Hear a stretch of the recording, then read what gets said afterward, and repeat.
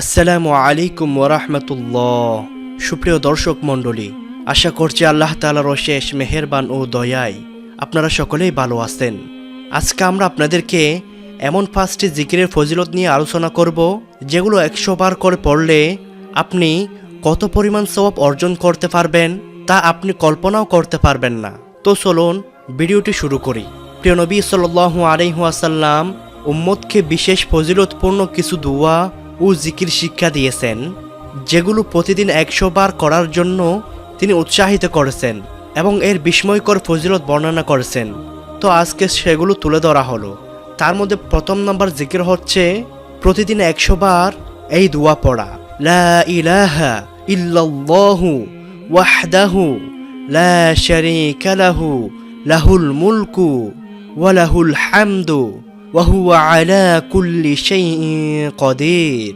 যার অর্থ হচ্ছে আল্লাহ ছাড়া কোনো ইলাহ নেই, তিনি একক, তার কোনো শরিক নেই, রাজত্ব একমাত্র তারই, সব প্রশংসা একমাত্র তারই জন্য, আর তিনি সব কিছুর উপর ক্ষমতাবান।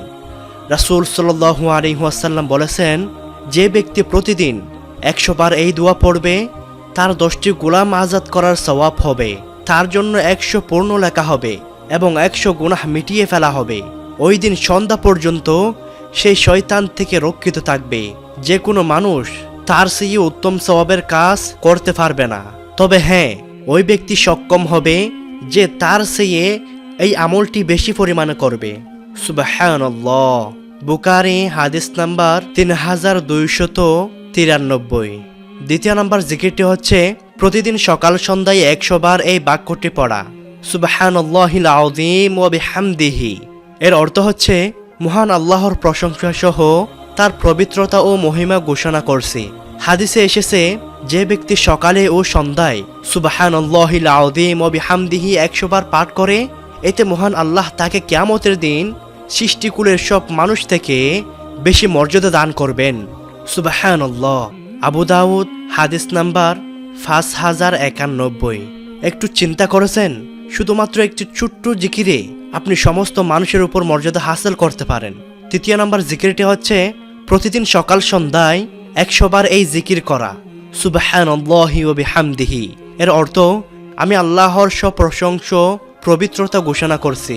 কেউ সকালে 100 বার ও সন্ধ্যায় 100 বার সুবহানাল্লাহি ওয়া বিহামদিহি পাঠ করলে কিয়ামতের দিন তার চেয়ে বেশি সওয়াব নিয়ে আর কেউ উপস্থিত হতে পারবে না। সুবহানাল্লাহ। সহিহ মুসলিম হাদিস নাম্বার 6599। শুধু এই ছোট জিকিরে কিয়ামতের দিন আপনার চেয়ে বেশি সওয়াব নিয়ে আর কেউ উপস্থিত হতে পারবে না। চতুর্থ নাম্বার জিকিরটি হচ্ছে প্রত্যেক ফরজ নামাজের পর তাসবিহে ফাতেমির সঙ্গে উপরে উল্লেখিত 1 নাম্বার দোয়া পড়ে 100 বার পূর্ণ করা। রাসূল সাল্লাল্লাহু আলাইহি ওয়াসাল্লাম বলেছেন, যে ব্যক্তির প্রতিদিন ফরজ নামাজের পর 33 বার সুবহানাল্লাহ, 33 বার আল্লাহু আকবার, 33 বার আলহামদুলিল্লাহ আর 99 বার পূর্ণ হওয়ার পর 100তম পূর্ণ করতে বলবে, লা ইলাহা ইল্লাল্লাহু ওয়াহদাহু লা শারীকা লাহু লাহুল মুলকু ওয়া লাহুল হামদু ওয়া হুয়া আলা কুল্লি শাইইন কাদির।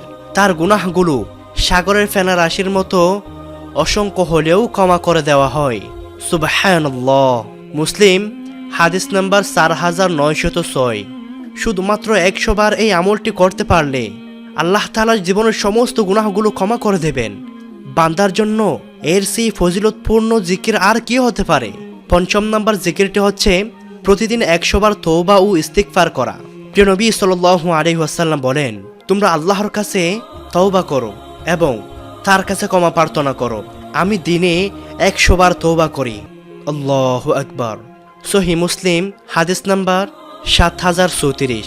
পঞ্চম নম্বরে যে বলা হয়েছে যে রাসূল সাল্লাল্লাহু আলাইহি ওয়াসাল্লাম দিনে 100 বার তওবা করতেন, কিন্তু নবী সাল্লাল্লাহু আলাইহি ওয়াসাল্লামের জীবনের সমস্ত গুনাহ ক্ষমা করে দিয়েছেন। তারপরেও তিনি আল্লাহর কাছে তওবা করেছেন আমাদেরকে শিক্ষা দেওয়ার জন্য। আল্লাহ তাআলা আমাদেরকে উপরোক্ত জিকিরগুলো প্রতিদিন 100 বার করে যথানিয়মে পাঠ করার তৌফিক দান করুন। আমিন ইয়া রাব্বাল আলামিন।